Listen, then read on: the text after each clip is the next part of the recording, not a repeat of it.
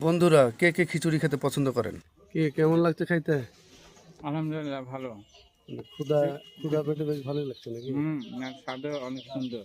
তাই না? হ্যাঁ। গ্রামের দিকে আসলে প্রত্যেকটা জিনিসের খাবার দাবারের মানটা বেশ ভালো থাকে। ছোট ভাই শিহাব শাহরিয়ারকে নিয়ে বীরকুৎসা জমিদার বাড়ি সেখানে গিয়েছিলাম। আপনাদের সঙ্গে কিছু কথা শেয়ার করব। আসলে আমার মতো ছোট কন্টেন্ট ক্রিয়েটরদের জীবন আসলে বাইরের থেকে যতটা সহজ মনে হয় আসলে ততটা সহজ নয়।